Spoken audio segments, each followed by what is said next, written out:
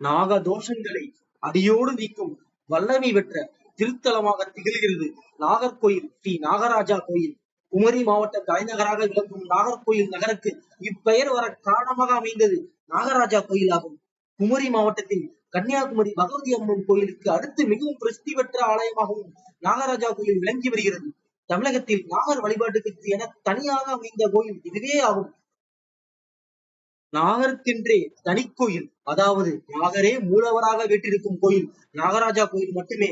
முற்காலத்தில் இந்த பகுதி வயல்கள் சூழ்ந்த பகுதியாக இருந்தது. வயலில் அரிவாளை வைத்து நெற்கதிரிகளை அறுத்துக் கொண்டிருந்த ஒரு பெண் ஒரு நெற்கதிரை அறுக்கும் போது அதிலிருந்து ரத்தம் வந்தது. இதை கண்டு பதறிய அப்பெண் இது குறித்து அருகில் இருந்தவரும் கூட அவர்கள் ரத்தம் வந்த இடத்தை பார்த்தபோது அங்கு ஒரு பாறையின் மேல் 5 தலையுடன் கூடிய நாகர் உருவம் இருந்தது. அந்த நாகர் சிலையின் மேற்பகுதியில் இருந்துதான் ரத்தம் வந்து கொண்டிருந்தது. இதையடுத்து அந்த நாகர் சிலைக்கு பொதுமக்கள் பாலாபிஷேகம் செய்து வழிபட்டதும் ரத்தம் வருவது நின்றுவிட்டது.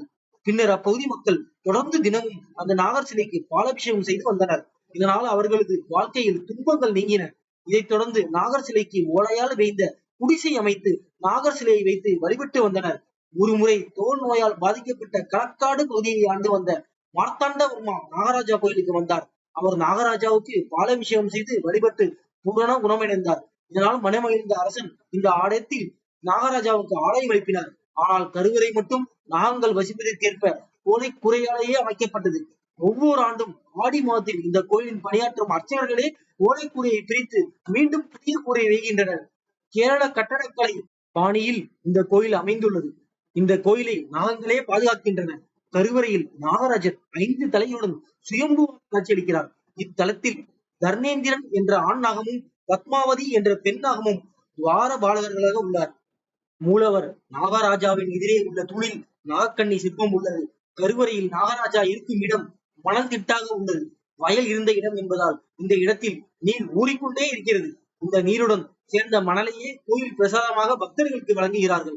இந்த மணல் ஆடி மாதம் முதல் மார்கழி மாதம் வரை கருப்பு நிறத்திலும், தை மாதம் முதல் ஆணி மாதம் வரை வெள்ளை நிறத்திலும் மாறிக்கொண்டே இருப்பது அதிசயத்தக்க ஒன்றாகும். இந்த மாதிரி பல அதிசயத்தக்க வீடியோக்கள் தினம் தினம் உங்கள் செல்போன்களில் ஒழித்துக் கொண்டே இருக்க மறக்காம நம்ம யூடியூப் சேனல் தமிழ் கடவுள் சேனலை சப்ஸ்கிரைப் பண்ணுங்க, லைக் பண்ணுங்க, ஷேர் பண்ணுங்க.